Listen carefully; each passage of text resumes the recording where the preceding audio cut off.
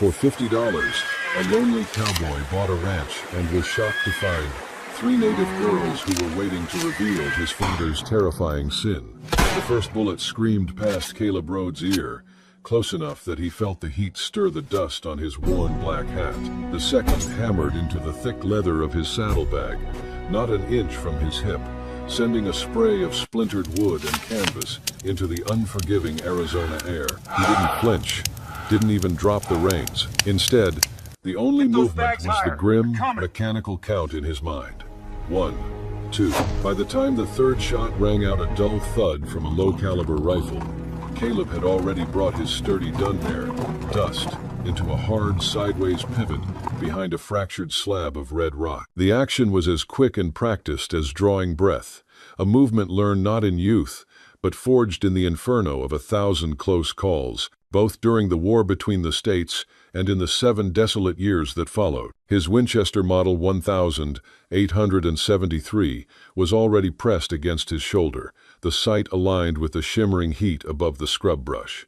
He never hurried. He never needed to. Hurrying was how a man with nothing left to lose lost the only thing he still possessed, his quiet, self-inflicted misery. The shooter was perched on a low ridge, barely visible against the crimson backdrop of the distant Red Rock Canyon. Amateur mistake. He had positioned himself in the shadow of a brittle, dry cedar, but the brush around him was moving, twitching with the slight tremor of a held breath. Nate, no. Caleb inhaled the sharp, dry desert air, held it in his lungs for a long, silent beat, then released half of it in a measured sigh.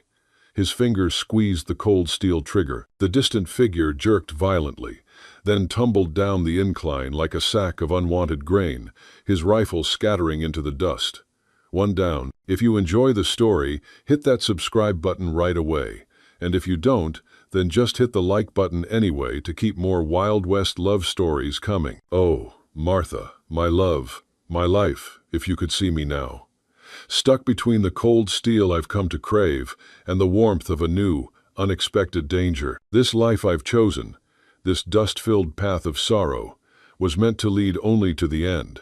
Yet here I stand, caught by a final, desperate plea from the only man who still saw the ghost of the one you love. The road to hell is paved with good intentions, but this road, this dusty track to Red Rock, is paved with my failures, my unending grief, and the bitter knowledge that your love was the last true light I will ever know.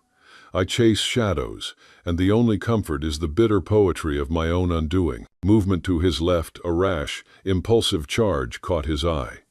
The second pursuer, riding with more courage than common sense, was coming fast. Caleb worked the lever, chambered another round with a practiced snick, and swung the barrel toward the approaching threat. The man was close enough now that Caleb could see the sun-bleached blonde stubble on his chin, the cheap, stained cotton bandana covering his lower face, and the desperate, wild certainty in his eyes. Caleb's second shot hit the man square in the chest. He staggered in the saddle, riding another 3 steps through sheer momentum, his mouth opening in a silent, surprised gasp before he pitched forward, collapsing face first into the burning alkali dust. Silence, vast and absolute, settled over the desert landscape, broken only by the mournful, high-pitched call of a distant hawk circling an unseen quarry, and Caleb's own measured, shallow breathing. He waited.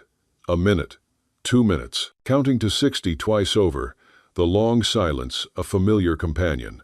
Only when absolutely certain no other threats remained did he step out from the cover of the rock. A wave of white-hot pain lanced through his left shoulder, dragging him back from the adrenaline-fueled clarity of the fight. Looking down, he noticed a dark, blossoming stain spreading across the gray cotton of his shirt and soaking into the heavier fabric of his duster. The first bullet, the one he thought had only grazed him, had done more damage than he'd initially allowed himself to feel. Nothing immediately fatal. He'd walked away from worse back in Tennessee, but it would need tending.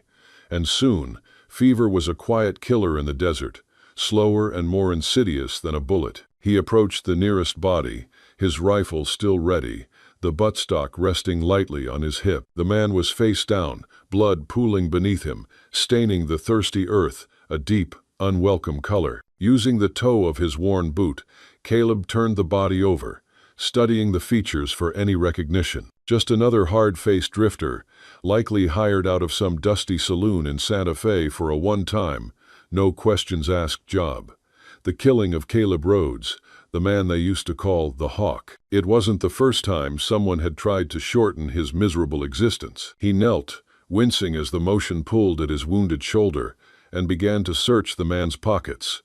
A few worn dollars, a cheap brass pocket watch, a handful of ammunition, standard drifter fare. But then his hand froze, pulling a folded piece of heavy, quality paper from the inside pocket of the dead man's vest. The paper was thick, aged stock, sealed with wax that had been broken and resealed and broken again. What caught Caleb's eye, however, was the name written on the outside in a sprawling, elegant script: Caleb Rhodes.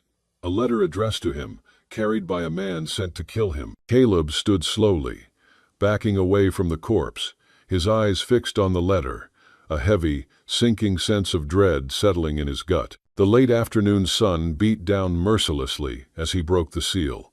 The handwriting was agonizingly familiar, though shakier than he remembered, the letters more spindly. "Caleb," the note began, "if you're reading this, I'm already gone.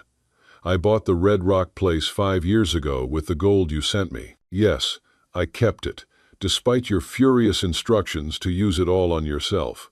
I knew someday you'd need a place to call home, even if you didn't know it yet. The property is north of the old Spanish Trail, nestled where the red mesas first rise from the flats toward the painted desert. You'll know it by the 3 ancient, twisted cedars standing sentinel at the front gate. I need you to come.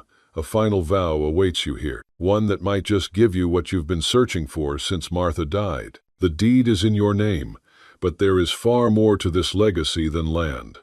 Your friend until the end, Elias Blackthorne." Caleb's hand trembled slightly as he folded the letter and tucked it into his own pocket, right over the spreading stain on his shirt. Elias Blackthorne. They had fought side by side at Antietam, saved each other's lives more times than either could count. 2 broken men on opposite sides who found a strange, mutual respect in the midst of blood and chaos. After the war, they had gone their separate ways.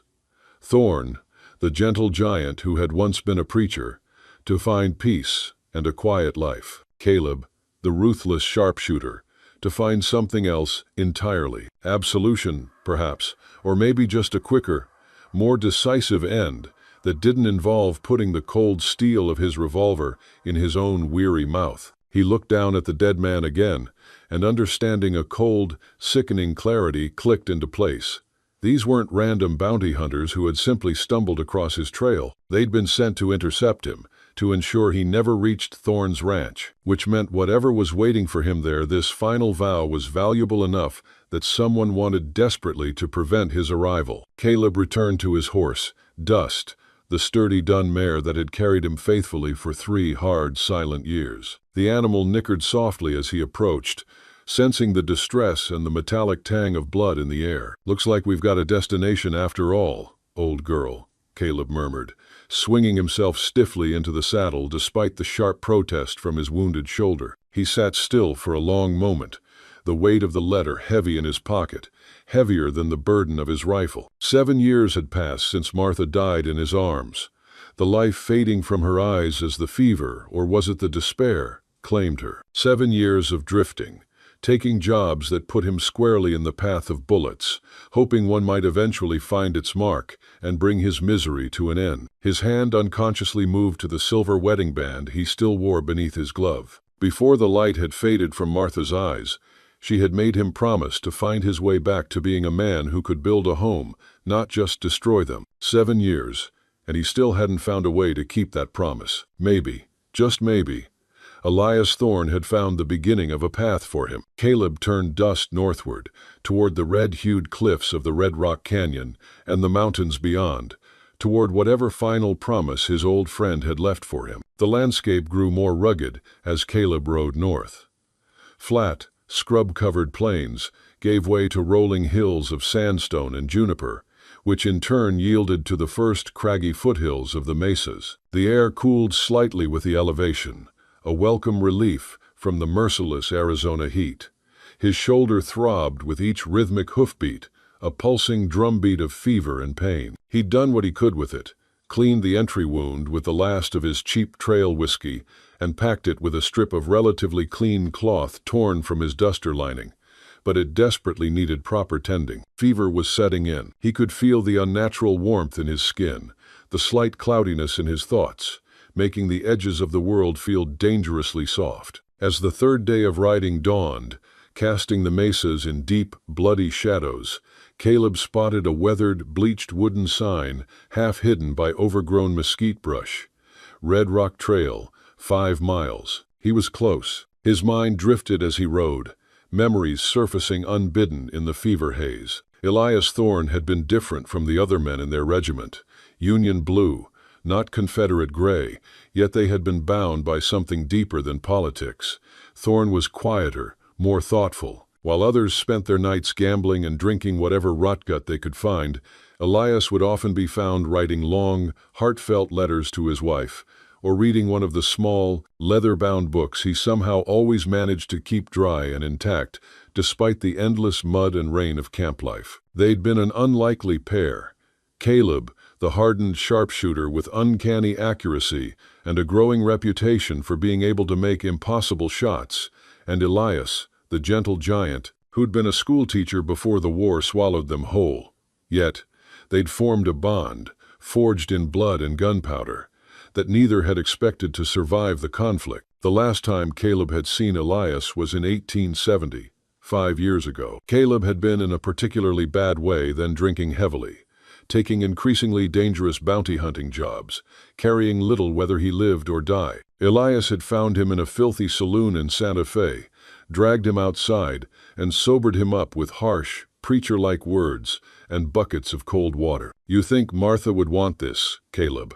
Thorne had demanded, his normally calm voice raised in anger. "You think this is keeping your promise to her?" Caleb had swung at him then, a wild, drunken, desperate punch that Thorne had easily sidestepped. When Caleb had fallen face first into the dirt, Thorne had helped him up, dusted him off, and taken him to a hotel room. The next morning, Elias had pressed a small, heavy leather pouch into Caleb's hand. Inside was enough gold to start fresh, to buy a small ranch and build the life Martha had dreamed of. "I can't take this," Caleb had protested, shame burning hotter than the fever in his shoulder. "You can, and you will," Elias had insisted, his blue eyes fixed on Caleb's own weary ones. "But promise me you'll use it to build something, not to destroy yourself." Caleb had promised, though he hadn't kept his word. He'd sent the gold back to Elias months later, unable to bring himself to use it for any purpose other than self-destruction. By then, he'd taken up the life of a solo, silent bounty hunter, using his uncanny skills with a rifle to track wanted men. It wasn't building anything, but at least it put his lethal talents to use against men who arguably deserved their fate. Or, so he told himself in the empty hours of the night. The sudden sound of rushing water pulled Caleb violently from his memories. A small, clear creek cut across the path ahead, its waters bubbling over smooth, polished stones. Beyond it, the trail wound upward into a small, secluded valley, nestled between 2 towering mesas. And there, standing sentinel, just as Elias's letter had described, were 3 ancient, gnarled cedars, marking a rough-hewn gate. Caleb reined dust to a stop, studying the property beyond. The ranch house was modest but solid, built from local red stone and timber, with a wide, welcoming porch wrapping around 2 sides. A barn, its rough-cut planks faded to a dull, rusty red, stood nearby. Several smaller outbuildings dotted the property, and beyond them, a pasture stretched toward the steep base of the nearest mesa. It was a good piece of land, defensible, with clear sight lines in most directions. A natural spring fed the creek, ensuring water even in the dry season. The kind of place where a man might finally keep a promise to build rather than destroy. As Caleb urged his horse forward through the gate, he noticed something that made his stomach tighten and the blood run cold in his veins. On a small rise behind the house, 2 rough-hewn crosses stood in the unmistakable outline of graves. The earth around them was still fresh, the wood of the markers unweathered. Elias's letter had said he was already gone. Caleb had assumed his friend had simply moved on, not that he had died. But there were two graves, not one. Elias and his wife.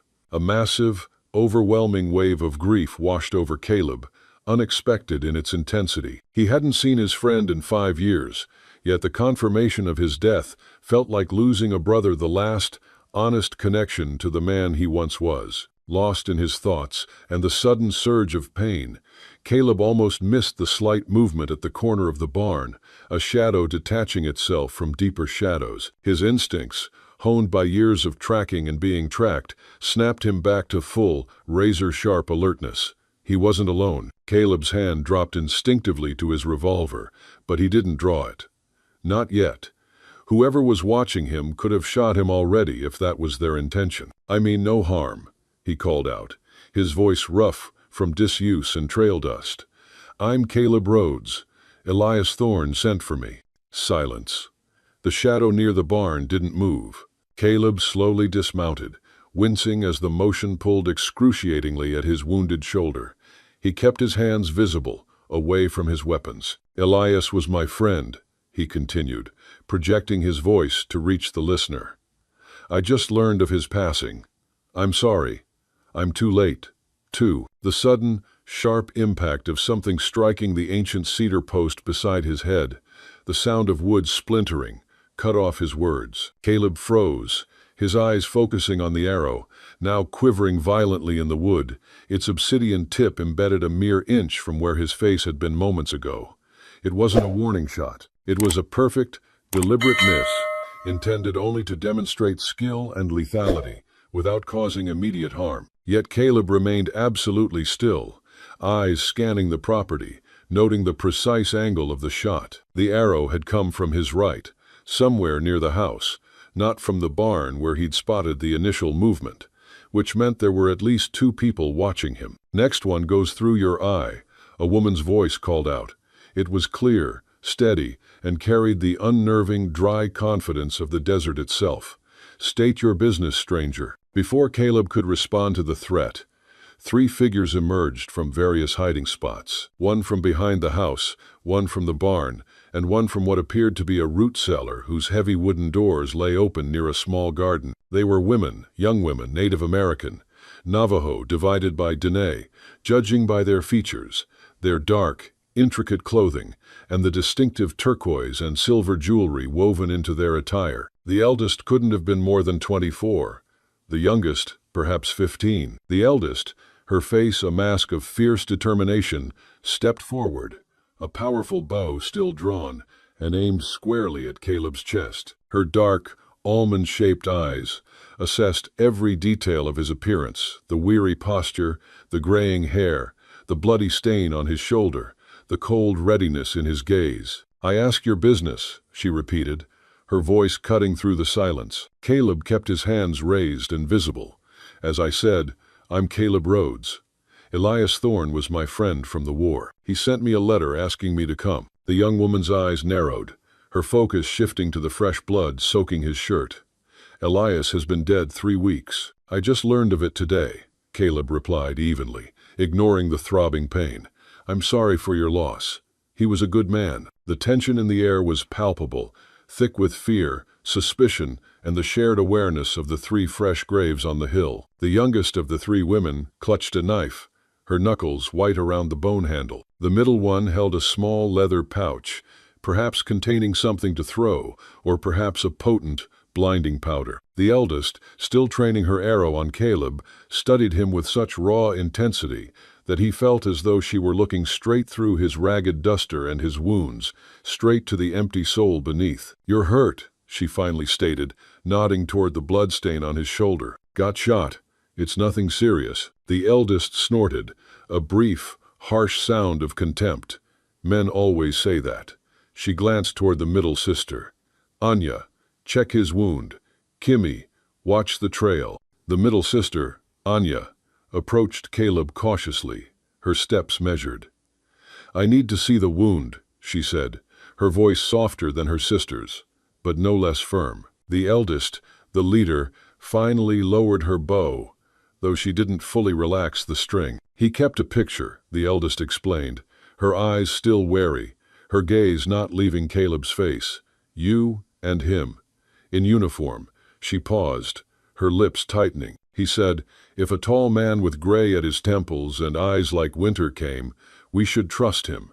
He didn't say you'd bring trouble with you." "What trouble?" Caleb frowned, his mind instantly shifting back to the 2 dead men he'd left behind. "You're bleeding. That means someone shot you. That means someone might be following you." The sheer, cold logic of her statement was undeniable. "My name is Najoni," the eldest stated, finally introducing herself. "My English name is Narrow." "Narrow," Caleb repeated, a ghost of a sound. "A name that fits this empty land." "It means beautiful," she corrected him, her voice low and fierce. "Beautiful, even when broken. But it means nothing to you, white man." "Tell me, Caleb Rhodes, what exactly did Elias mean by a final vow?" Caleb nodded slowly, his gaze fixed on Nizoni, or Narrow, as she preferred to call herself. He watched as the middle sister, Anya, with the practiced efficiency of a field medic, carefully cut away the blood-soaked cotton of his shirt. Her hands were small, yet surprisingly strong and steady, as she cleaned the entry and exit points of the bullet with a mixture that smelled strongly of alcohol and unfamiliar desert herbs. It stung fiercely, a searing pain that cut through the fever's dullness. But Caleb didn't flinch. He hadn't flinched at much in the last 7 years. "You have practice with this," he observed quietly, admiring the steady skill in Anya's hands. Elias's wife, Martha, was a nurse during the war. Narrow explained from where she stood near the doorway, her vigilance unwavering. "She taught us. She combined her people's medicine with ours. She died first. The fever took her 2 days before Elias followed." Anya shook her head sadly as she worked. "We did everything we could. My medicines, Martha's medicines. Nothing helped." "I'm sorry," Caleb said, and he truly meant it. The youngest, Kimmy, slipped back into the house, moving with the silent, lithe grace of a desert cat. "No one on the trail," she reported to Narrow. Her gaze fell on Caleb, a mixture of fear and curiosity evident in her expression. "Are you really the man from the photograph? The one Elias called the best shot in Tennessee?" A ghost of a grim smile touched Caleb's lips. He exaggerated. "I missed plenty, but not when it mattered," Narrow interjected, her voice low. "That's what he said. Caleb never misses when it matters. Why did Elias send for you, and why now?" Caleb reached slowly into his pocket, telegraphing every movement, and handed her Elias's letter. Narrow took it, her dark eyes scanning the frantic, familiar script. Something in her expression shifted, a flicker of recognition, a softening perhaps. "The final vow," she murmured, almost to herself. "What does it mean?" Caleb asked. Narrow folded the letter and handed it back to him. "It means you should come inside, Caleb Rhodes.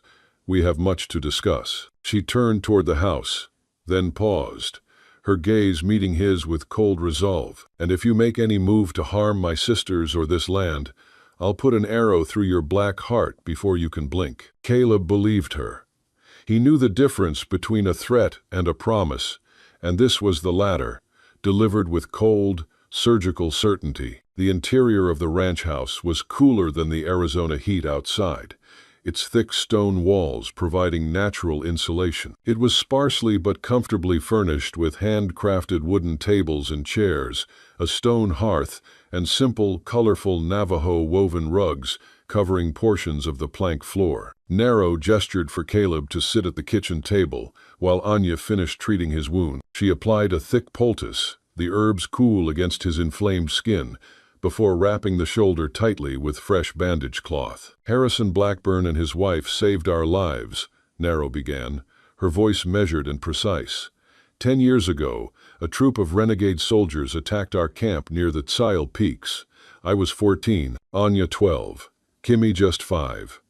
Our parents were killed. We were captured and taken to be sold. Caleb's jaw tightened. The revelation about the bounty hunters and the attempted assassination suddenly fading in the face of this deeper, more fundamental violence. He knew of such practices the dark, shameful underbelly of the frontier, the selling of captives, especially young girls, a chapter of history men like him tried to forget. "Elias and Martha bought us at the market in Santa Fe," Narrow continued, her eyes hardening at memories Caleb could only imagine, but not for the reasons other men bought native girls. They brought us here, gave us a home, taught us to read and write English. They treated us like daughters.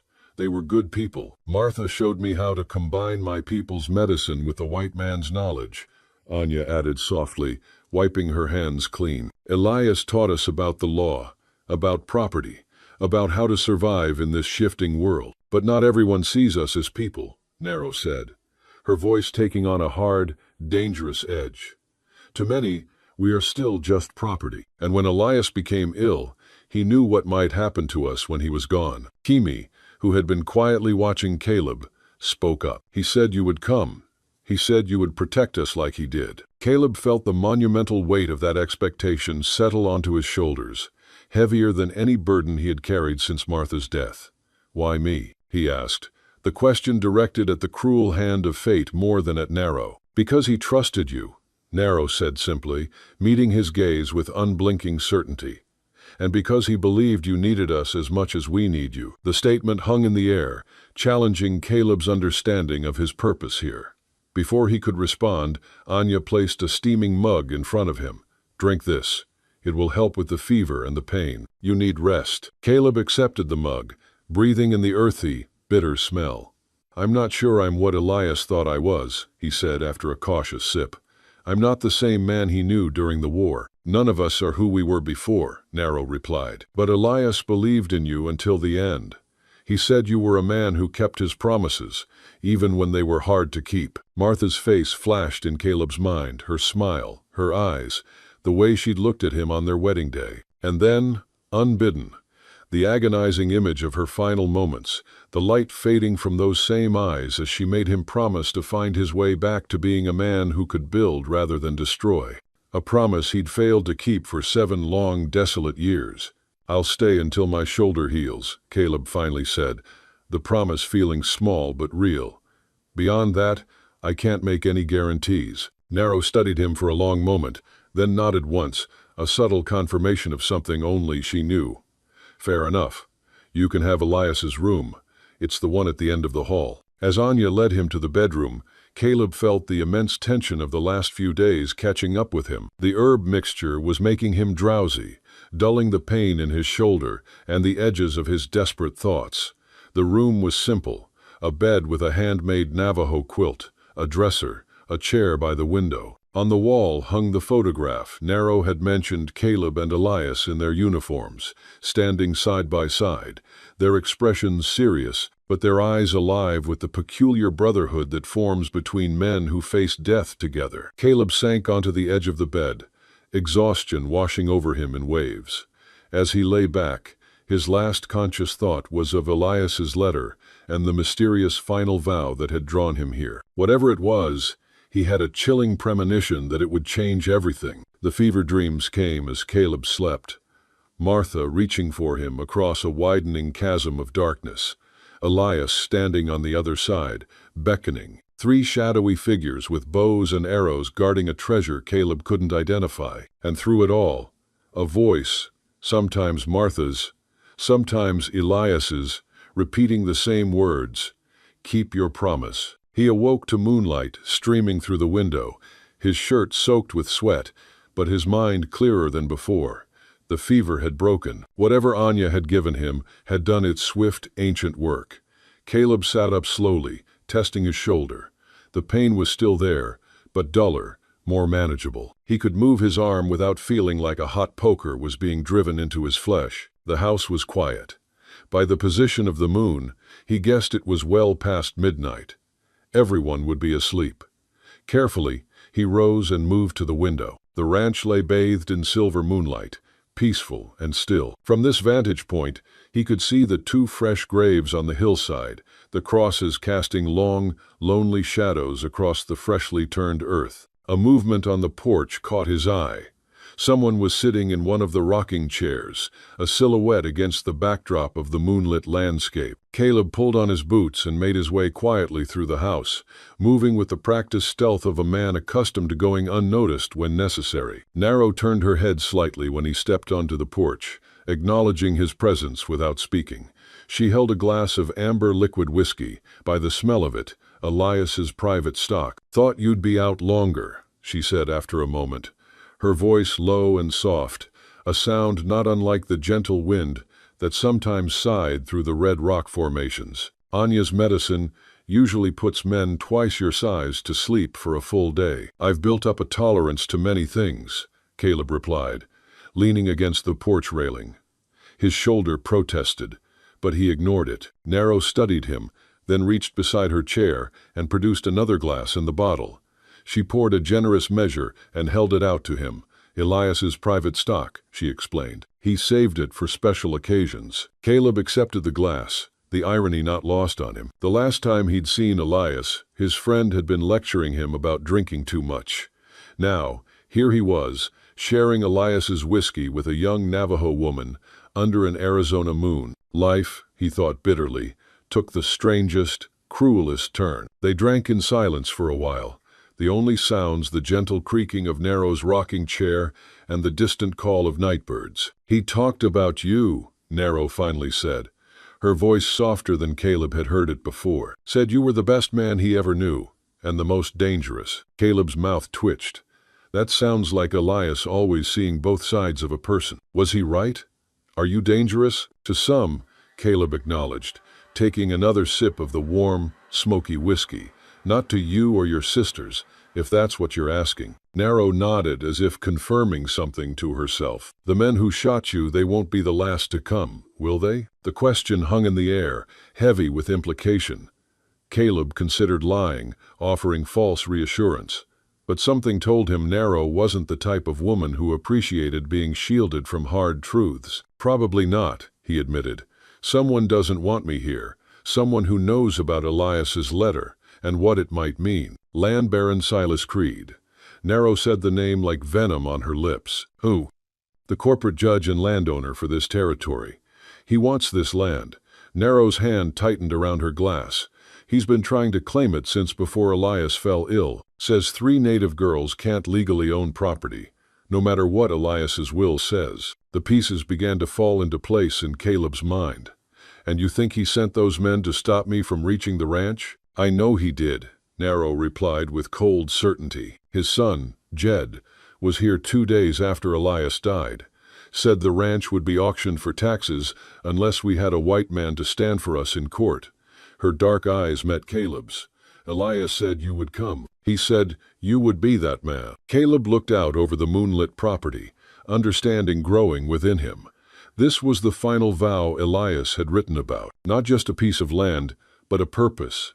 A chance to protect something instead of destroying it. A way to keep his promise to Martha at last. "Why does Creed want this land so badly?" Caleb asked. "It's a good piece of property, but there's better to be had with less trouble." Nero rose from her chair and moved to stand beside him at the railing. "Look there," she said, pointing toward the distant mountains. "The railroad wants to build a line through the main pass. This ranch sits at the only viable route for miles. Whoever controls this land controls access to the pass, and Creed stands to profit greatly." Nero's voice was filled with bitter contempt. "He's been buying up all the land along the proposed route. Most people sell willingly, but Elias refused." "Because of you 3, Caleb finished. She nodded. "This is our home now, the only one we have left." Caleb drained the last of his whiskey, the pieces fitting together in his mind. Elias had known that without protection, the 3 women would lose everything once he was gone. He'd reached out to Caleb not just as a friend, but as someone with the skills and the fearsome reputation to stand against men like Silas Creed. "I'm not sure I'm the right man for this," Caleb said honestly. "I've spent the last 7 years trying to get myself killed, not protecting others." Nero turned to look at him directly, her expression unreadable in the moonlight. "Elias said you made a promise to your wife before she died, a promise you hadn't been able to keep." The statement hit Caleb like a physical blow. He hadn't told Elias the exact words he'd exchanged with Martha in her final moments. Thorne must have guessed, or perhaps just known Caleb well enough to understand the depth of his brokenness. "He said this might be your last chance to keep it," Nero continued. "That's why he called it a final vow. Not just his promise to us, but yours to her." The night air suddenly felt too heavy to breathe. Caleb set his empty glass on the railing with a hand that wasn't quite steady. "I need to think." Nero reached out, surprising him by placing her hand briefly on his uninjured arm. "Think all you need. But know this. We won't leave this land willingly. If you choose not to help us, we'll fight anyway. We'll just die doing it." She gathered the bottle and glasses and moved toward the door. Before entering, she paused. "Elias believed in you, Caleb Rhodes," he said. "When it mattered most, he never missed his shot. He thought this mattered." She disappeared into the house, leaving Caleb alone with the vast, indifferent moon, the distant mountains, and the unbearable, crushing weight of promises both kept and broken. If you like Wild West love stories or Wild West stories, drop a bunch of 1 second in the comments for the Wild West Love channel. Tell me where you're listening from so I don't feel so alone out here. Dawn broke over the eastern mesas, painting the red rock landscape in hues of gold and crimson. Caleb had remained on the porch for hours after Nero left, wrestling with the ghosts he'd long tried to outrun. Now, as the first rays of sunlight touched the crosses on the hill behind the house, he made his way toward them. The climb was gentle, but enough to make his wounded shoulder throb in protest. The graves were simple, the earth still fresh. Small stones had been placed along the perimeters in a familiar pattern, a blending of traditions, just as the lives within the ranch house represented a merging of worlds. "You always did know how to back a man into a corner, Elias," Caleb said softly to the grave on the right. "Couldn't just ask outright. Had to make it about keeping promises." A dry breeze stirred the grass around the graves, rustling like a whispered response. "I'm not who I was, Elias," Caleb continued, the words a rough confession. "Not the man you knew during the war. I've done things, friend. Things that can't be undone." He knelt beside the graves, feeling the morning sun warm on his back. "But you knew that, didn't you? You knew, and you still sent for me." Caleb shook his head, a rueful smile touching his lips. "Always did see something in me I couldn't see myself." From this vantage point, he could see the entire ranch spread below the house, the barn, the garden where young plants were beginning to grow, the creek winding its way through the property. It was beautiful in the morning light, peaceful in a way few places Caleb had known could claim to be. The kind of place Martha would have loved. The sound of movement behind him alerted Caleb to someone's approach. He didn't turn, recognizing the light, careful footsteps. "You're up early," he said. Kimmy, the youngest of the sisters, came to stand beside him. Unlike Nero's constant weariness or Anya's quiet assessment, Kimmy's expression was open, curious. "I come every morning," she said, her voice lighter than her sister's. "I tell them about the rabbits in the garden and the hawk that built a nest in the big cedar." She knelt and placed a small bundle of wildflowers between the graves. "Elias liked when I told him about the animals." Caleb watched as she arranged the flowers with care.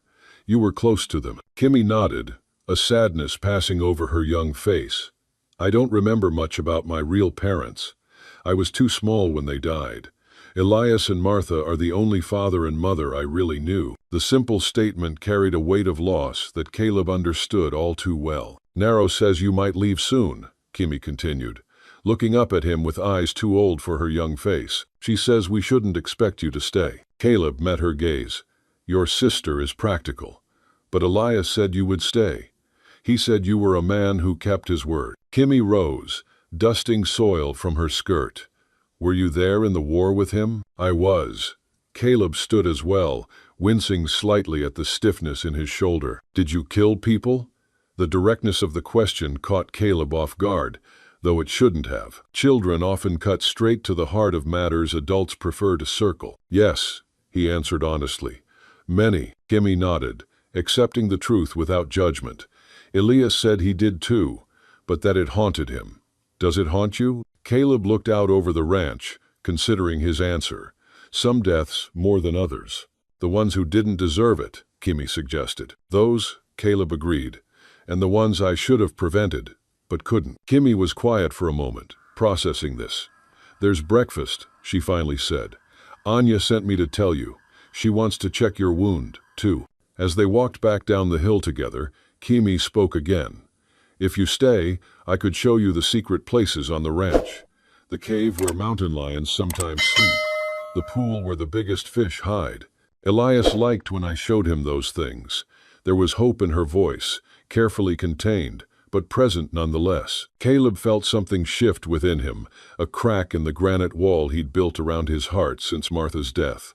"I'd like that, Kimmy," he said.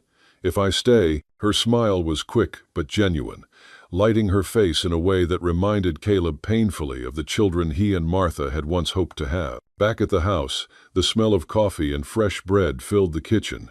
Anya was at the stove, stirring something in a cast-iron pot. Narrow sat at the table, studying what appeared to be a ledger. "Your shoulder needs checking," Anya said without turning around. "Sit." Caleb complied, easing himself into a chair. Anya set aside her cooking and came to him, unwrapping the bandage with efficient movements. "The infection is receding," she observed, probing gently around the wound. "But you tore the flesh again. You need to rest the arm." "I'll keep that in mind." Narrow closed the ledger and regarded him with her usual measured assessment. "Have you decided?" Direct as always. "I need to know more," Caleb said. "About Silas Creed and the situation here. About what Elias expected me to do." Narrow opened her mouth to respond, but a sound from outside interrupted her, hoofbeats approaching at a steady pace. All four of them froze instantly, their instincts, both native and frontier-born, snapping to attention. Narrow moved to the window, staying to one side to remain unseen. "Two riders," she reported, her voice tense.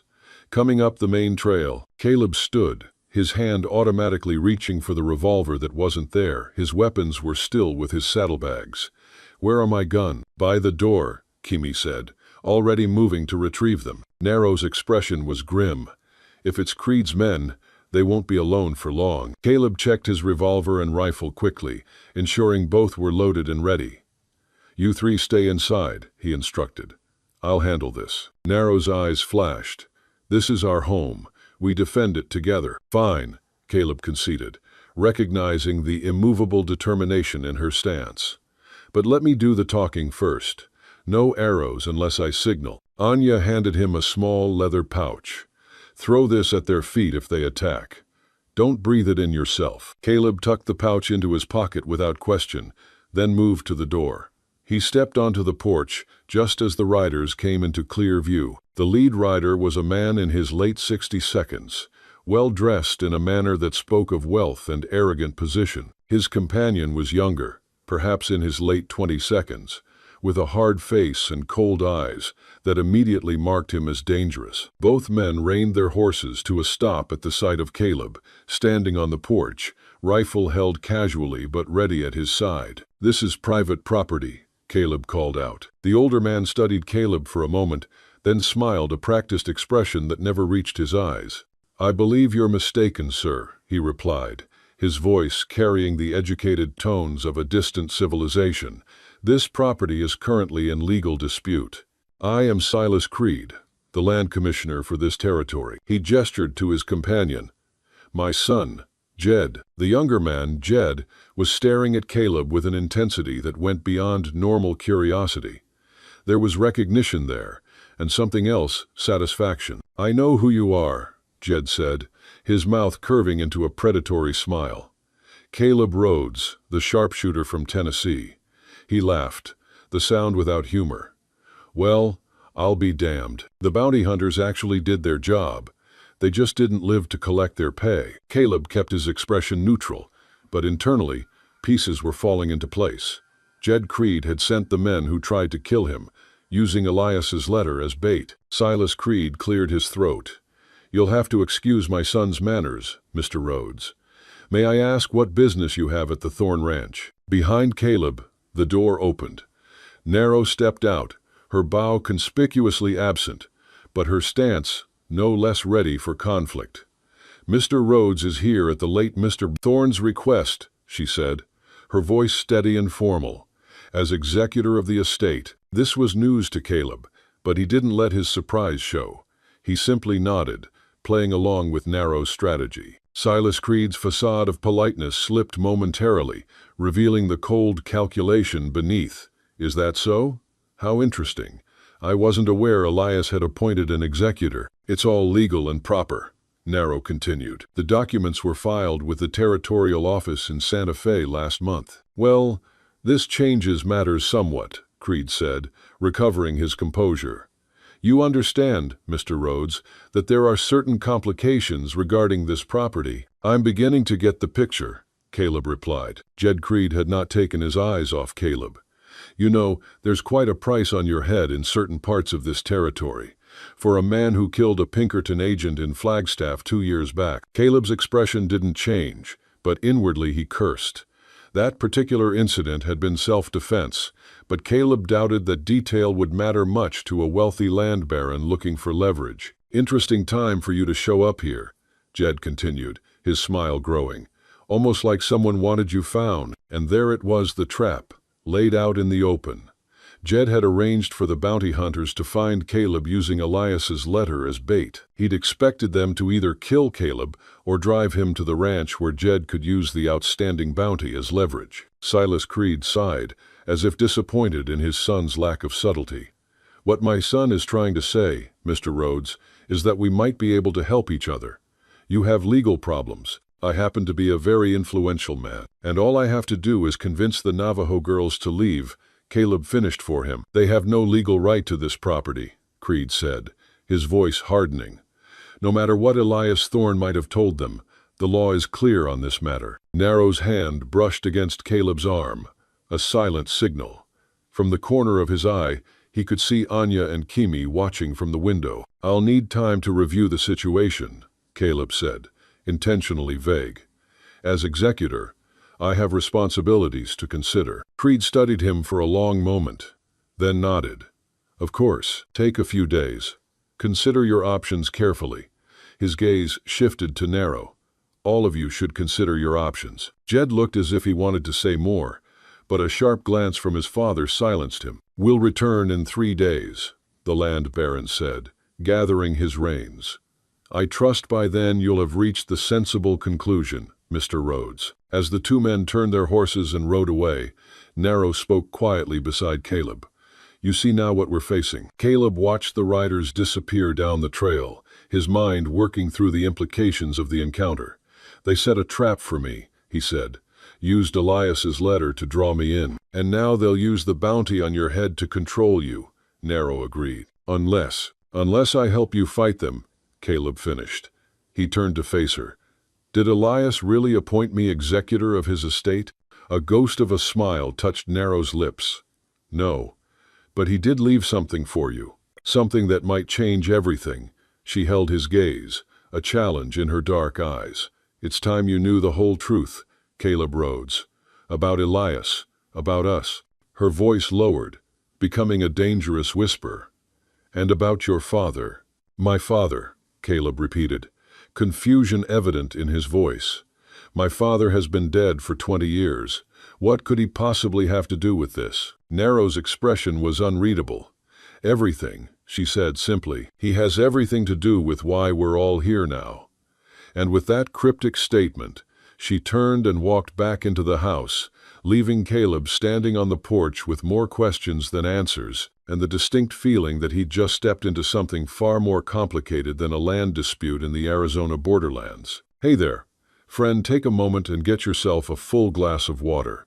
It's easy to forget, but staying hydrated is crucial for your health. Also, if you've been sitting for a while, do a quick lap around the room and give your eyes a break from the screen. Your body will thank you. Caleb followed Narrow into the ranch house, her words about his father echoing in his mind. The kitchen felt suddenly too small, the air too heavy with unspoken truths. Anya and Kimi exchanged glances, clearly aware of what was coming. Sit, Narrow instructed, gesturing to the table. Caleb remained standing. I want answers now. Narrow's eyes flashed with momentary defiance, then softened with understanding.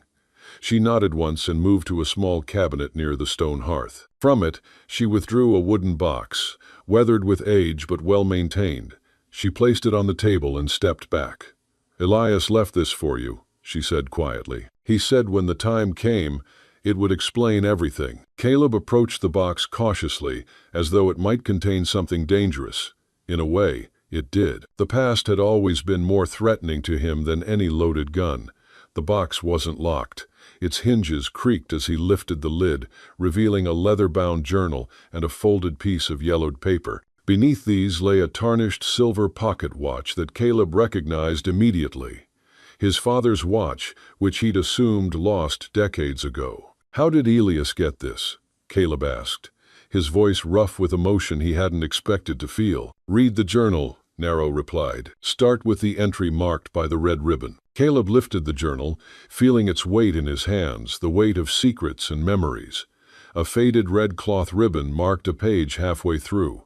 He opened it there and began to read. April 18th, 1865. The war is over, but some wounds will never heal. Today I met Samuel Rhodes again, the first time since we parted ways in Virginia. He's changed, hardened in ways that go beyond what battle does to a man. We spoke of his son, Caleb, who has distinguished himself as a sharpshooter in the conflict. Samuel spoke with pride, but also fear. Fear that the killing has changed his boy irrevocably. Samuel confessed something terrible to me tonight, something that weighs heavily on his soul. Before the war, he led a raid on a Navajo camp near the Arizona border. He believed they were harboring bandits who had stolen cattle from his employer's ranch. He was wrong. The camp was peaceful, with no connection to the raiders. 17 people died that day. Samuel carries each death like a stone around his neck. But it's worse than that. He took 3 young girls' captive sisters. He sold them to slave traders in Santa Fe. He was drunk when he did it, he says, out of his mind with guilt over the killings. When he sobered, he tried to find them again, to undo what he'd done, but they were gone. He made me promise something tonight. If I ever found those girls, I was to protect them. And if something happened to him, I was to tell his son the truth, no matter how painful. Caleb must know, he said. He must have the chance to right my wrong. Samuel is dying consumption. The doctors say he won't last the year. I've promised to honor his request, though I pray I never find those girls. Some wounds are better left unprobed. Caleb's hands trembled as he turned the page. His father, the man he'd idolized, the man whose moral compass had guided his early years, a murderer of innocence and a seller of children. The revelation hit him like a physical blow, worse than any bullet. He looked up at Narrow, understanding dawning with sickening clarity. "You," he said softly, "your camp. It was my father who." Narrow's face remained impassive, but her eyes held a depth of emotion that spoke of years of pain carefully contained. "Yes," she confirmed. "Samuel Rhodes led the raid that killed our parents. He is the man who sold us." Caleb closed the journal, needing a moment to process this terrible truth. His shoulder wound throbbed in time with his racing heartbeat, a physical counterpoint to the emotional pain lancing through him. "Why didn't Elias tell me?" he asked, the question directed as much at the absent Elias as at the women before him. All those years, he never said a word. "Keep reading," Narrow urged. "There's more." Caleb reopened the journal, turning to the next entry. December 3rd, 1870. I found them. After 5 years of searching, I finally found the 3 Navajo sisters. They were being sold again, passed from owner to owner like cattle. The oldest, she calls herself Nizoni, looked at me with such hatred when I approached the auction block. She thought I was just another white man come to use them. I paid more than I could afford, nearly every dollar I had saved. Martha didn't question it when I brought them home. I haven't told Nizoni and her sisters the truth about how I came to look for them.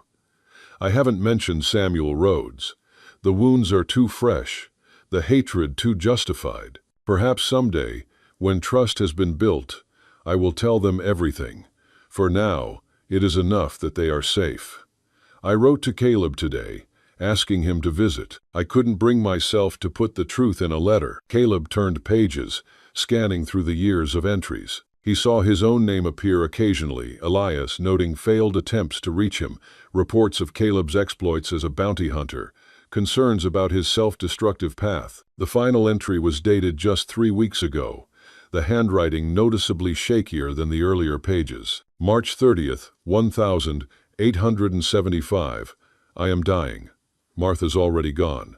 My greatest regret is that I never told Caleb the truth. The girls know now I told Narrow everything last week. I expected hatred, but instead found forgiveness. Not for Samuel, but for my part in keeping the secret. I've written to Caleb one last time. I pray he comes. These girls need protection, and he needs redemption. The ranch is legally theirs now, but the law is a fickle thing where natives are concerned, especially young women. Silas Creed has made his intentions clear. Caleb is their best hope, a man with his reputation, his skills. He could keep them safe, and they, with their quiet strength and capacity for forgiveness, might just save him from himself. It's a final vow I make to all of them to bring them together, to give them all a chance at healing. Caleb closed the journal slowly, its weight in his hands now carrying the crushing burden of 2 generations of sin and redemption.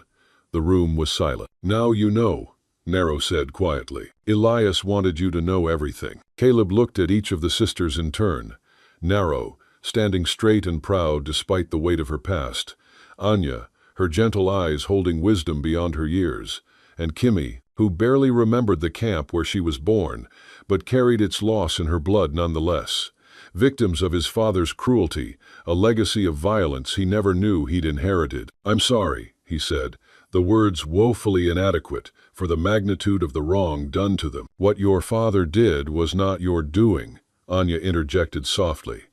Elias made sure we understood that. But it is my responsibility now, Caleb replied, the realization settling over him with the weight of absolute truth. That's what Elias intended. That's why he brought us together. Narrow nodded. He believed you needed this as much as we need you. A chance to make right what was done wrong. Silas Creed, Caleb said, bringing the conversation back to the immediate threat. He won't stop with threats. Men like him never do. No, Narrow agreed. He won't. His son, Jed, is even worse cruel for the pleasure of it. Kimi, who had been quiet until now, spoke up. They killed Elias. Caleb's head snapped up. What? Kimi. Anya cautioned. He should know, Kimi insisted. The fever wasn't natural. Jed Creed came here 2 days before Elias fell ill. He brought food, said it was a peace offering. Her young face hardened with conviction. Elias was fine until he ate it. It doesn't matter if we can prove it, Narrow cut in. What matters is that they want this land, and they'll do whatever it takes to get it. Caleb nodded, his tactical mind already shifting to the problem at hand. How long before they come back with more men? 3 days, Narrow replied. But I wouldn't trust a Creed to keep his word. They could come tonight. Then we prepare, Caleb said. The decision made, final and absolute. Whatever his personal feelings about the revelations of the past hour, the immediate danger was clear. Show me everything about the property. Every approach, every defensive position, every escape route. Narrow studied him for a moment, as if gauging his commitment. Whatever she saw in his face must have satisfied her, because she nodded once, briskly. Kimi knows every inch of this land, she said. She'll show you. As the day progressed, Caleb's respect for the 3 sisters grew. They weren't helpless victims waiting to be saved. They were survivors who had built a life despite everything the world had thrown at them. Kimi led him around the property with the sure-footed confidence of someone who knew every rock and cedar. She showed him the hidden spring that fed the creek even in drought, the cave system that ran beneath the eastern ridge, the high points that offered the best views of approaching riders. Elias taught us to shoot, she explained as they paused on a bluff overlooking the main trail. Narrow is the best with a bow, but I'm better with a rifle. Are you now? Caleb challenged, a hint of a smile touching his lips. I hit what I aim at. That's a start, Caleb acknowledged. But hitting what you aim at in practice is different from hitting what you aim at when someone is shooting back. Kimi's smile faded. I know. I'm not a child. Caleb studied her 15 years old, but with eyes that had seen more darkness than many grown men. No, she wasn't a child. Not really. Childhood had been stolen from her the day Samuel Rhodes rode into her camp, his father. The thought still burned like acid. I'd like to see you shoot sometime, he said, changing the subject. Maybe you can teach me a thing or two. That earned him another smile, brief but genuine. The sun was beginning its descent toward the western hills when they returned to the house. Anya was in the garden harvesting herbs. She looked up as they approached, her expression serene despite the circumstances. "How is your shoulder?" "Manageable," Caleb replied. Anya's eyes, observant as always, saw through the understatement. "It needs tending again.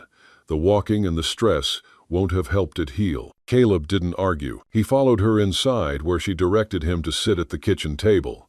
With the same gentle efficiency, she removed the bandage and examined the wound. "The infection is still present, but not spreading," she observed. "But you tore the flesh again." As she worked, grinding herbs with a stone mortar and pestle, she spoke without looking up. "Elias told me once that in the old ways of my people, wounds of the body were seen as reflections of wounds of the spirit. To heal one, you must address the other. Is that what you believe?" "I believe there is wisdom in it," she replied. "Your body fights the infection in your shoulder, but your spirit fights something else. The truth about your father, perhaps." Caleb's jaw tightened. "My father died a long time ago." "Did he?" Anya looked up, her dark eyes searching his face. "Or has he been living in you all this time, in the image you held of him?" The question struck too close to home. Caleb had spent years trying to live up to the memory of Samuel Rhodes, a stern but fair man, a man of principle, or so he'd believed. "My father was a murderer," Caleb said, the words bitter on his tongue. "He slaughtered innocents and sold children. What part of that should I honor?" Anya didn't flinch at the harshness in his tone. "Perhaps none of it. But you are not him, Caleb Rhodes. The choice of what kind of man to be has always been yours." She applied the fresh poultice to his wound. "Blood is just blood," she interrupted, her voice suddenly firm. "It's choices that define a person, not ancestry." "How do you do it?" Caleb asked suddenly. "How do you not hate me for what he did?" "Hate is a fire that consumes the one who carries it," she said softly. "We choose which sins to honor. Elias believed you were a good man who had lost his way. That's why he sent for you, not because of your father's sin, but because of your own potential for redemption." With that, she left him to his thoughts, which swirled like autumn leaves in a windstorm, chaotic, uncontrollable, impossible to grasp. If you're watching on TV, don't hesitate, grab your phone and hit subscribe to my channel so you'll never miss out on our amazing characters. The dawn came gray and cool, a thin layer of clouds obscuring the sun's rise.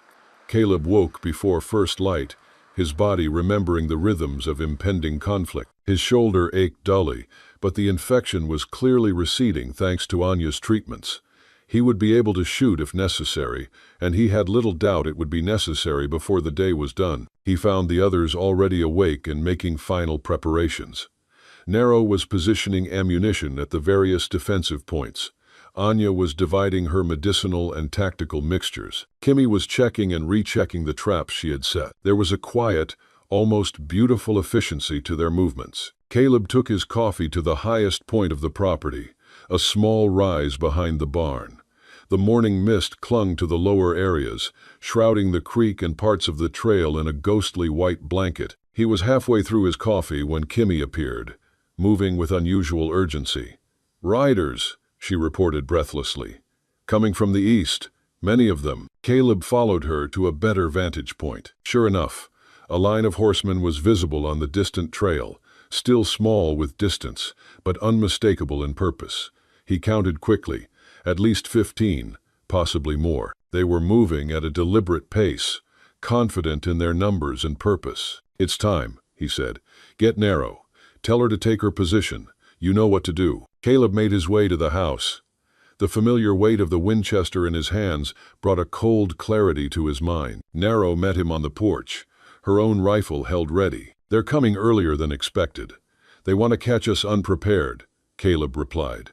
"Remember, let them make the first aggressive move. Make it clear to anyone watching that they are the attackers, not us." The group halted at the edge of the property, just beyond the gate marked by the 3 ancient cedars. Silas, Creed, and Jed rode forward alone. "Mr. Rhodes," Creed called, his voice carrying easily, "I see you've chosen to remain with these individuals despite our conversation." "This is private property, Mr. Creed," Caleb called back. "Legally deeded to the Thorne sisters. You and your men need to leave. The deed says otherwise, Caleb replied evenly. All legally registered with the territorial office in Santa Fe. All legal and proper. Creed's face darkened. I am the law in this territory, Mr. Rhodes. You do well to remember that. I'll make you one final offer. Leave now. Take the girls if you must, and we'll forget about the bounty on your head. Stay, and I'll ensure you face the consequences. Interesting proposal from a man of the law, Caleb scoffed, offering to overlook a crime in exchange for illegal seizure of property. Enough talk. Jed cut in impatiently, turning to signal the men waiting beyond the gate. Take them. Last chance, Rhodes, Creed warned. Caleb's response was measured, deliberate. This is legally owned property. We are defending it against unlawful seizure. Any violence will be initiated by you and your men, not us. Creed's face hardened. Without another word, he turned his horse and rode back to the waiting group. Get ready, Caleb murmured to Narrow. They're coming. The attackers spread out, advancing on the ranch from multiple directions. They moved with the calculated precision of experienced fighters, but were met instantly by the chaos of the traps. 2 riders on the eastern approach pulled up short as their horses balked, tangled in Kimmy's carefully placed rope and wire. Moments later, a shout of alarm rose from the creek as the southern group rode straight into the muddy pit Anya had prepared. Creed, positioned at the gate, raised a hand in frustration. Move forward. They're just women and 1 man. 6 riders approached directly toward the house. Let them make the first move, Caleb reminded Narrow. The first shot cracked through the morning air, splintering wood on the porch railing near Caleb's position. The battle had begun. Caleb's response was immediate and devastating. His first shot caught a scarred man high in the shoulder, spinning him from his saddle. Narrow, firing with similar, surgical precision, struck another rider in the leg. Neither shot was meant to kill, but both instantly removed threats. Anya, now, Narrow called. From inside the house, Anya hurled one of her prepared pouches. It landed in the midst of the riders, bursting open on impact. A thick, acrid, blinding smoke billowed upward, enveloping the men and their mounts in seconds. In the confusion, Caleb and Narrow continued their precise fire, targeting limbs and weapons. The attackers retreated beyond the smoke cloud, seeking cover. Jed Creed, having circled wide, was approaching the house from the rear with 2 men. Narrow, Caleb called urgently. 3 coming from behind. Jed's with them.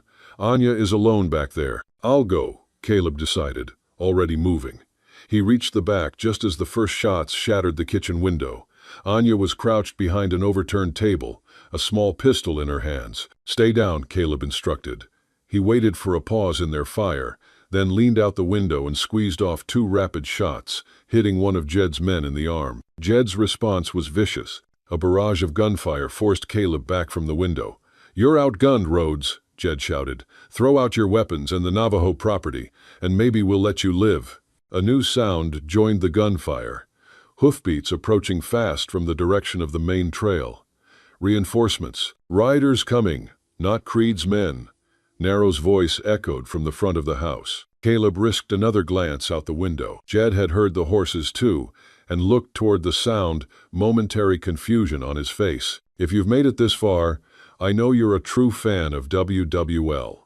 From the bottom of my heart, I wish your day is filled with health and happiness, and may a little stroke of luck find you in the next 15 minutes. Don't forget to share it with me in the comments. Anya, the smoke, Caleb shouted. She tossed her last pouch through the broken window, temporarily neutralizing Jed and his companion. Caleb moved quickly to the front of the house, joining Narrow. At the gate, 6 riders were approaching.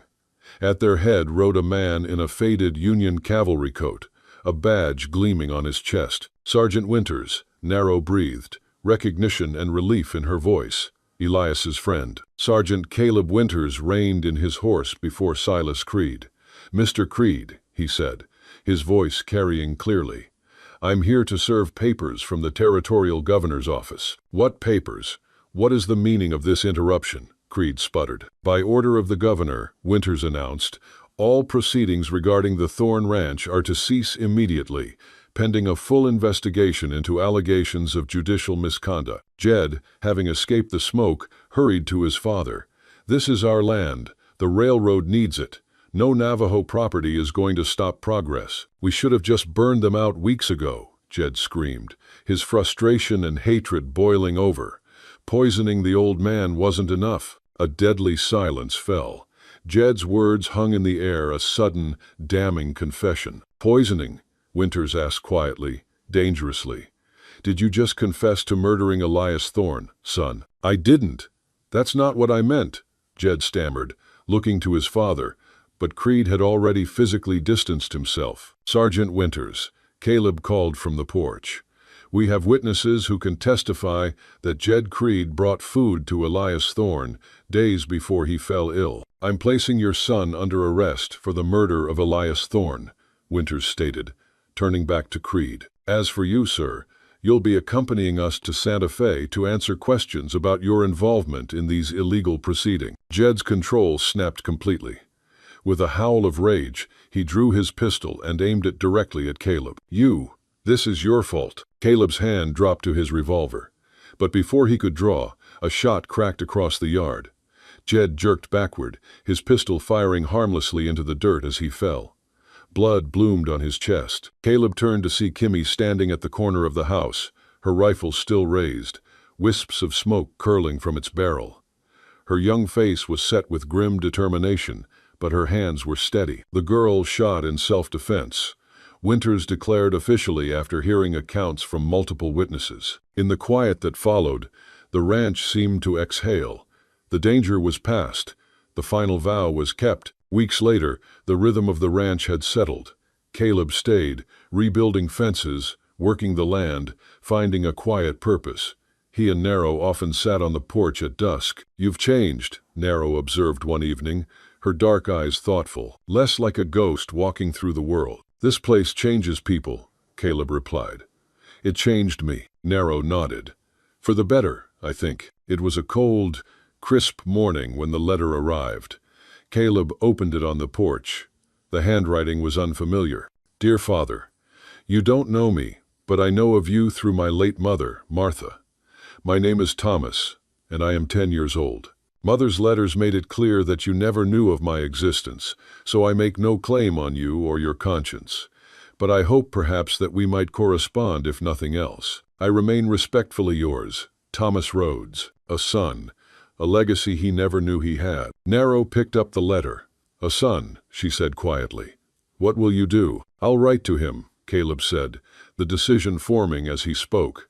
"And I'll invite him here." He looked at Narrow, the beautiful, fierce native woman who had become his unexpected anchor.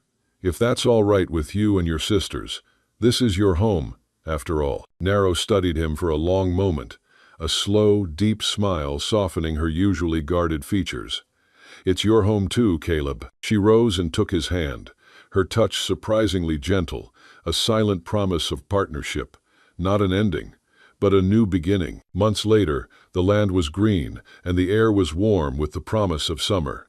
Caleb, Narrow, Anya, and Kimi rode side by side toward Broken Creek. Today was the day Thomas would arrive.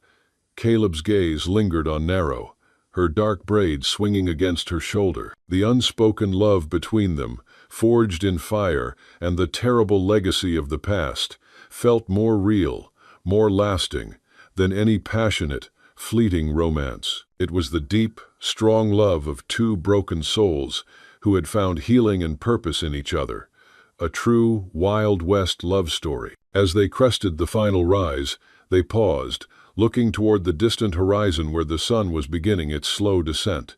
The open trail beckoned, a vast, wide land of freedom and healing. This wasn't the end of the journey.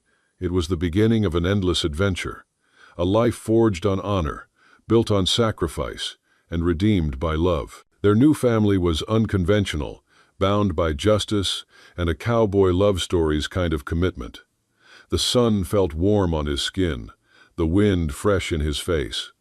It was a wide-open future. They nudged their horses forward, riding not toward a final destination, but simply riding into the horizon, the promise of a future, filled with hope and the freedom of the Wild West love they had fought for. Today's story is about pains that seemed to have no way out until a small ray of light changed everything. Do you believe that, even in the darkest times, there's always a miracle waiting at the end of the road? And if deep down you still believe that God is watching over you, quietly arranging everything, then right now, leave a comment, Amen, below this video.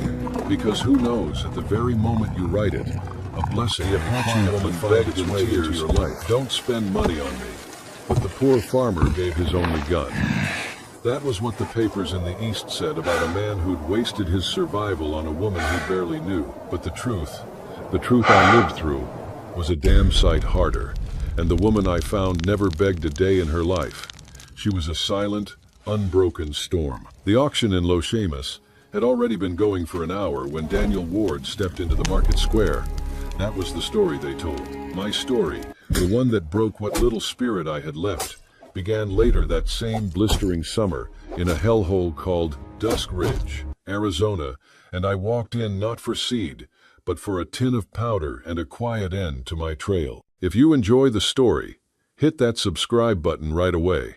And if you don't, then just hit the like button anyway, to keep more Wild West love stories coming. The dust in Dusk Ridge didn't just hang in the air. It felt like powdered rust, staining everything. It settled on the sweat-caked shirts of the miners, on the peeling paint of the saloon, and on my own worn-out boots as I stepped off the boardwalk.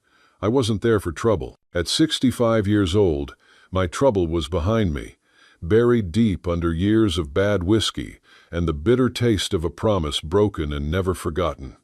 I needed powder for my old Sharps rifle. One last box, then maybe I'd ride up into the Mogollon Rim and find a place quiet enough to wait for the end. The shouting dragged me toward the center of the square.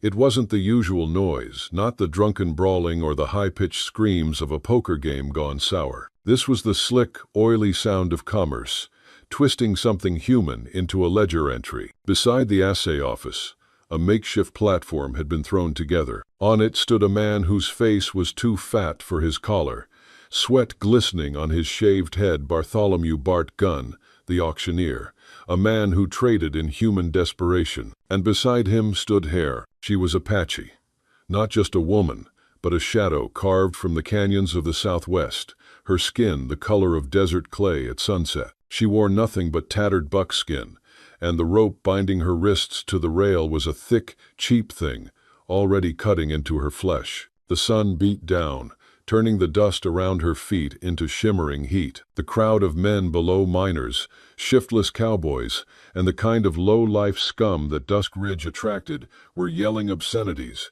pointing, their faces flushed with greed and something darker. But she wasn't crying. She held her head high, the dark curtain of her hair falling over one shoulder.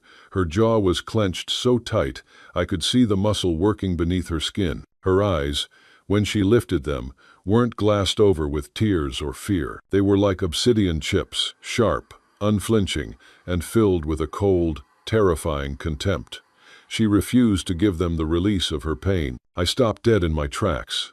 The auctioneer, Bart Gunn, was shouting, "Look at the spirit, unbroken, strong enough to work, strong enough to warm. Who'll give me $100, gentlemen? $100 for this piece of prime desert property." The bidding was slow, cruel, focused on breaking her pride. Each dollar was a cut, a reminder that her freedom was less valuable than a good pack mule.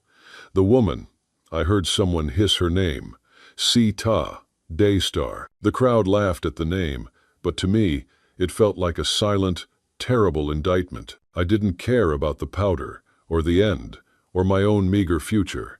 My problem wasn't survival, it was the past.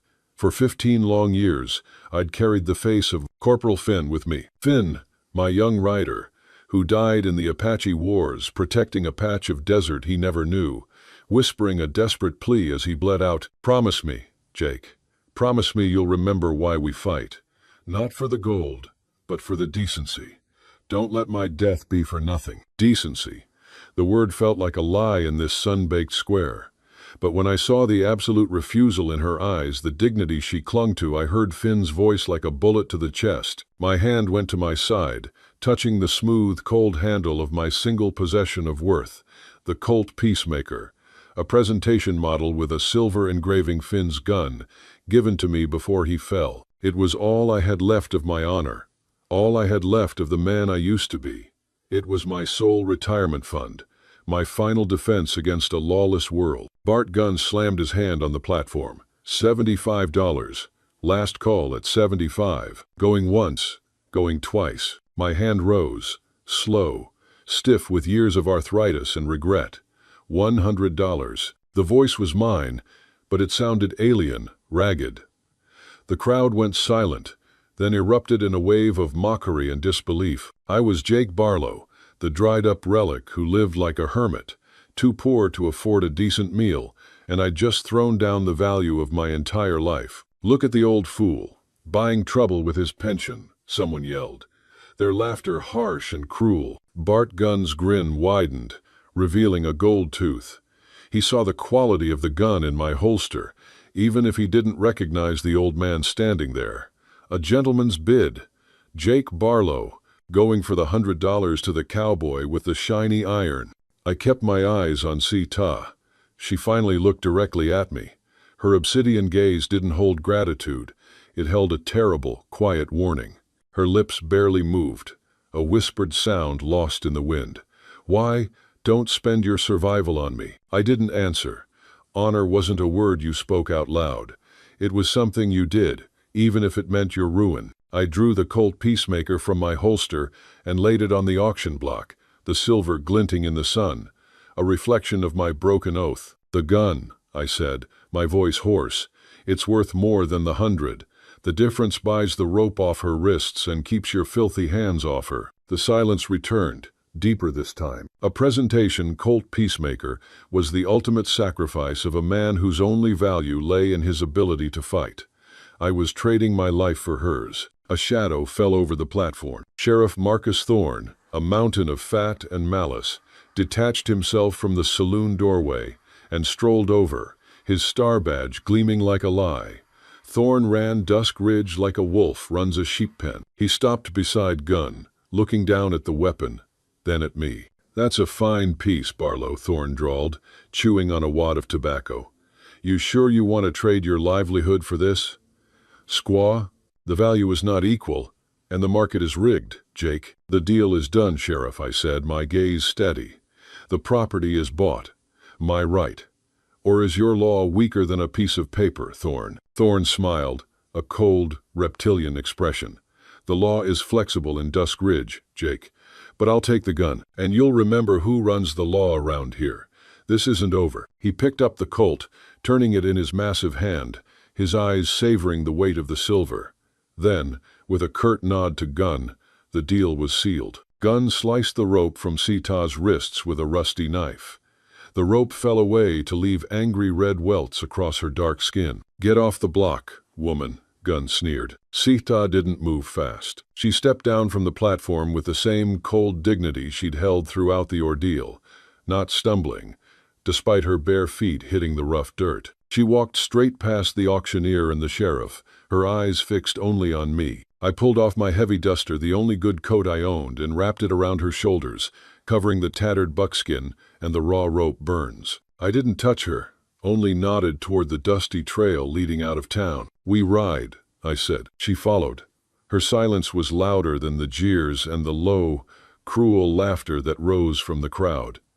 I heard the whispers, "Old fool's bought his own death warrant. She's Apache trouble. Thorne will come for them both." I didn't turn back. I had traded my gun for a woman's freedom, and my survival for a fragment of my honor.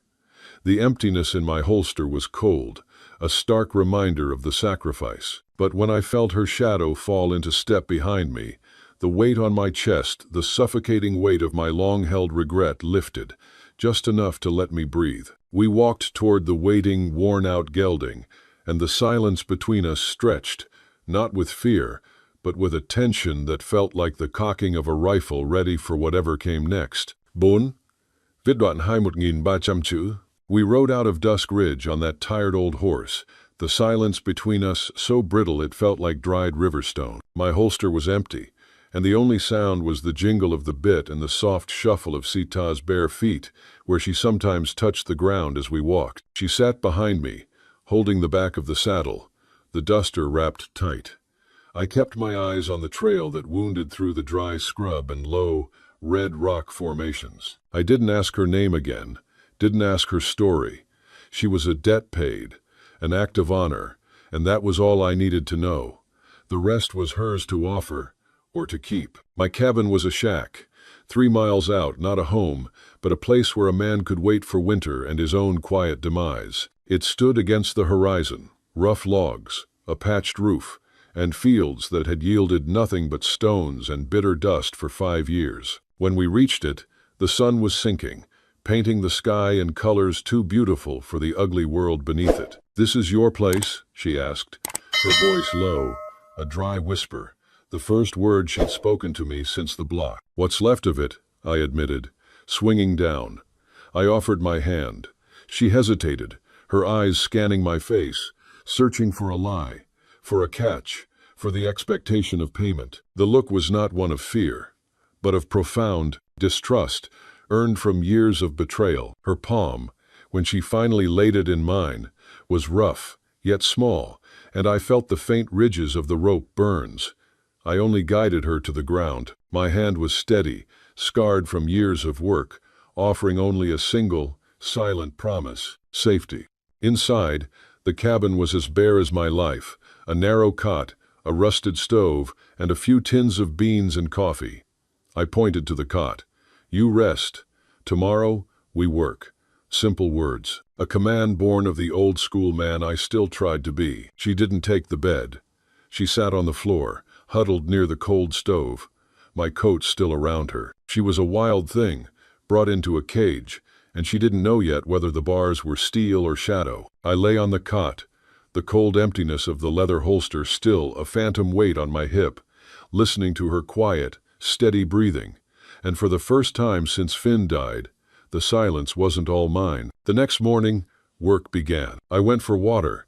She followed, never more than 10 feet behind me. I split wood.